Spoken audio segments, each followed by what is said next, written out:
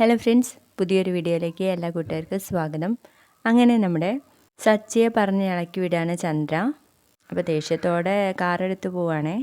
അതേസമയം നമ്മുടെ രേവതിയുടെ വീട്ടിലാണെങ്കിൽ ശരത്തിൻ്റെ ബർത്ത്ഡേ നടന്നുകൊണ്ടിരിക്കുകയാണ്. അവിടെ കേക്ക് കട്ടിംഗ് ഒക്കെ കഴിഞ്ഞ് എല്ലാവർക്കും കൊടുത്തതിന് ശേഷം ഒരു സ്ത്രീ രേവതിയോട് ചോദിക്കുന്നുണ്ട്, രേവതി എന്താ സച്ചി വരാത്തതെന്ന്. അപ്പോൾ രേവതിയുടെ അമ്മ, സച്ചിയെ ഒരു ഓട്ടം പോയതാ, ഇപ്പോൾ വരും എന്ന് പറഞ്ഞ് നമ്മുടെ രേവതി എല്ലാവർക്കും കേക്ക് കൊടുക്കുകയാണ്. ആ സമയത്ത് നമ്മുടെ സച്ചി അവിടേക്ക് വരികയും വീട്ടിനുള്ളിലേക്ക് കയറുകയും ചെയ്യാണ് കേട്ടോ. അപ്പം നമ്മുടെ രേവതിയുടെ കയ്യിലുള്ള കേക്ക് അങ്ങ് പിടിക്കും. അപ്പോൾ രേവതി, സച്ചിയേട്ടാ എന്ന് പറയാ, നിന്റെ അനിയന്റെ ബർത്ത്ഡേ ഫംഗ്ഷൻ നടക്കല്ലേ, ഒരു കേക്ക് കഴിക്കാൻ വേണ്ടിയിട്ട് വന്നതാ എന്ന് പറയുമ്പോൾ രേവതിയുടെ അമ്മയൊക്കെ പറയുന്നുണ്ട് കേട്ടോ, മോനെ എന്നാലും വന്നല്ലോ, ഞങ്ങൾക്ക് സന്തോഷമായെന്ന്. അപ്പോഴും രേവതിയുടെ മുഖത്ത് ഒരു പേടിയാണ് കേട്ടോ ഉള്ളത്. സച്ചിയേട്ടൻ വരുമെന്ന് കരുതിയില്ല എന്ന് പറയുമ്പോൾ നമ്മുടെ സച്ചി അതിൽ നിന്നൊരു വലിയ കഷ്ണം കേക്ക് എടുക്കുകയാണേ. ഇത് വലുതായിപ്പോയി, എനിക്ക് ചെറിയൊരു കഷ്ണം മതിയായിരുന്നു എന്ന് പറഞ്ഞിട്ട് ആ കേക്ക് അങ്ങ് ആ പ്ലേറ്റിലേക്ക് തന്നെ ഇടുക. എന്നിട്ട് പറയും, ഞാനേ കേക്ക് കഴിക്കാൻ വേണ്ടിയിട്ട് വന്നതല്ല, ഞാനേ രേവതി എന്നൊരു പെണ്ണിനെ കല്യാണം കഴിച്ചിരുന്നു. അവൾക്ക് എന്നെക്കാളും വലുത് അവളുടെ അനിയനാണെന്ന് എനിക്കൊരു സംശയം ഉണ്ടായിരുന്നു. അതിവിടെ എത്തിയപ്പോൾ തീർന്നു കിട്ടി എന്ന് പറയുമ്പോഴും ശരത്തൊക്കെ നോക്കുന്നുണ്ട് കേട്ടോ. അനിയനോടുള്ള സ്നേഹം കൂടിപ്പോയല്ലേ എന്ന് പറയുമ്പോൾ രേവതി, സച്ചിയേട്ടാ എന്ന് പറയണേ, നീ മിണ്ടരുത്. കുറച്ചു നേരം മുൻപ് എൻ്റെ അമ്മ എന്നോട് പറഞ്ഞു അവളുടെ വീട്ടിലേക്ക് പോയി അനിയന്റെ ബർത്ത്ഡേ കൂടാൻ വേണ്ടിയിട്ട് എന്ന് പറഞ്ഞപ്പോൾ ഞാൻ പറഞ്ഞു, എൻ്റെ വാക്ക് ധിക്കരിച്ച് അവൾ ഒരിക്കലും പോകത്തില്ല എന്ന്. ഞാൻ അവിടെ വെച്ച് നിന്നോട് എന്താ പറഞ്ഞതെന്ന് ചോദിക്കും. അപ്പോഴും നമ്മുടെ രേവതി സച്ചിയേട്ടാ എന്ന് പറയുന്നുണ്ട്. നിർത്തിക്കോ എന്നും പറഞ്ഞ് ദേഷ്യത്തോടെ ഇറങ്ങി പോവാണ്. പിന്നാലെ നമ്മുടെ രേവതിയും അമ്മയും ദീപ്തിയൊക്കെ ഓടി പോകുന്നുണ്ട്. എന്നിട്ട് രേവതി, സച്ചിയേട്ട പോവല്ലേ എന്ന് പറയുമ്പോൾ കാറിന്റെ അവിടെ നിന്ന് ഉന്തിയിട്ടിട്ടാണ് കേട്ടോ പോകുന്നത് സച്ചി. അതിനുശേഷം നമ്മുടെ രേവതി ആണെങ്കിൽ നേരെ സച്ചിയുടെ വീട്ടിലേക്ക് എത്തുവാണ്. അവിടെ ചെന്ന് സങ്കടത്തോടെ നിൽക്കുക.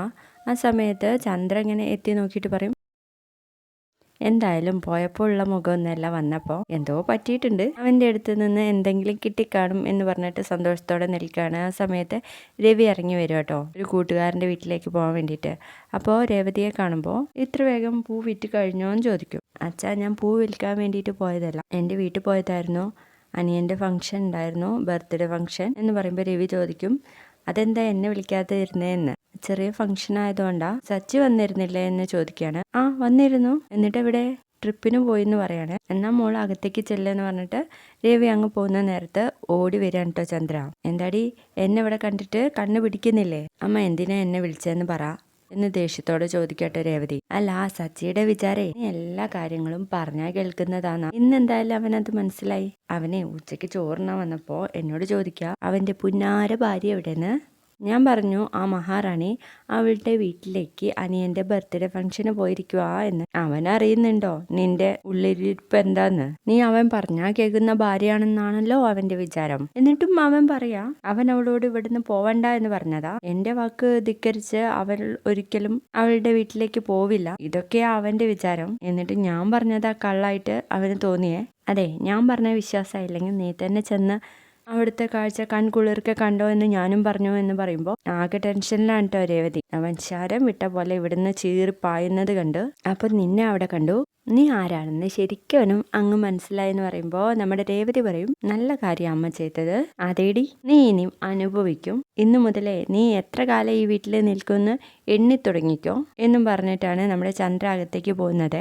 പിന്നീടാണെങ്കിൽ നമ്മുടെ രേവതി ടെൻഷനോടെ അങ്ങോട്ടും ഇങ്ങോട്ടും നടക്കുന്ന സമയം സച്ചി പറഞ്ഞത് തന്നെയാണ് ആലോചിക്കുന്നത്. അപ്പോഴേക്കും അവിടേക്ക് വർഷ കയറി വരുന്നുണ്ട്. വർഷ ചോദിക്കും, ആ രേവതി ചേച്ചി ഫംഗ്ഷൻ കഴിഞ്ഞ് എത്തിയോ, അടിപൊളിയായിരുന്നില്ലേ എന്നൊക്കെ ചോദിക്കുമ്പോൾ രേവതിയുടെ മുഖത്ത് ആ ടെൻഷൻ കാണുമ്പോൾ തന്നെ വർഷ ചോദിക്കും, എന്താ ചേച്ചി എന്ന്. സച്ചിയേട്ട അവിടെ വന്നിരുന്നു. സച്ചിയേട്ട അവിടെ വന്നോ? ചേച്ചിയുടെ അനിയ അങ്ങോട്ടേക്ക് വരരുത് എന്ന് പറഞ്ഞതാണല്ലോ. സച്ചിയേട്ടനോട് ആരാ പറഞ്ഞേ ചേച്ചി അവിടെയാണെന്ന് എന്ന് ചോദിക്കുമ്പോൾ ഇവിടുത്തെ അമ്മ തന്നെയാന്ന് പറയുമ്പോൾ, ഈ ആന്റിയുടെ ഒരു കാര്യം, ആന്റിക്ക് വേറെ പണിയൊന്നുമില്ലേ? കഷ്ടമായല്ലോ, പോണ്ടാന്ന് വിചാരിച്ചിട്ട് ഞാൻ കാരണം ചേച്ചി അവിടെ പോയി.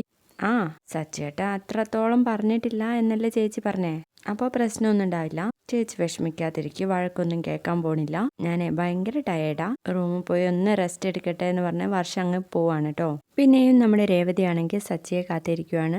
സച്ചി അങ്ങനെ രാത്രി വരുന്നുണ്ട്, കുടിച്ചിട്ടാണ് വരുന്നത്. അങ്ങനെ വാതിൽ തുറക്കുമ്പോൾ തന്നെ നമ്മുടെ രേവതി ഓടി ചെല്ലുന്നുണ്ട്. സച്ചിയേട്ടൻ കുടിച്ചിട്ടാണല്ലോ വന്നത്, ഇതുവരെ കുടിക്കാതെയാണല്ലോ ഇങ്ങോട്ടേക്ക് വന്നത്, എന്താ കാര്യം എന്ന് ചോദിക്കുമ്പോൾ നീ എന്നെ തൊട്ടു പോകരുത് എന്ന് പറയൂട്ടോ. ചേട്ടൻ കുടിച്ചതിനുള്ള കാരണമൊക്കെ എനിക്ക് മനസ്സിലായി. ഞാൻ പോകാൻ കാരണം എന്താന്ന് വെച്ചാൽ എന്ന് പറയുമ്പോൾ എന്തിനാടി കാരണങ്ങളൊക്കെ പറയുന്നത്? നിന്നോട് ഞാൻ പോവരുതെന്ന് പറഞ്ഞതല്ലേ, നീ എന്നിട്ട് കേട്ടോ? എനിക്ക് ആരുമില്ല എന്നൊക്കെ ഇങ്ങനെ പറയുന്ന നേരത്തെ നമ്മുടെ രേവതി പറയും, സച്ചേട്ടാ ഒച്ച വെക്കല്ലേ. ഓ, ഞാൻ ഒച്ച വെക്കുന്നില്ല. നീ പറയുന്നത് ഇങ്ങനെ കയ്യും കെട്ടി നോക്കി നിൽക്കാം. പക്ഷേ ഞാൻ പറയുന്നത് നിനക്ക് കേൾക്കാൻ പറ്റത്തില്ല. ഞാൻ ഇതിനു മുൻപേ നിന്നോട് അത് ചെയ്യരുത് ഇത് ചെയ്യരുത് എന്ന് എന്തെങ്കിലും പറഞ്ഞിട്ടുണ്ടോ?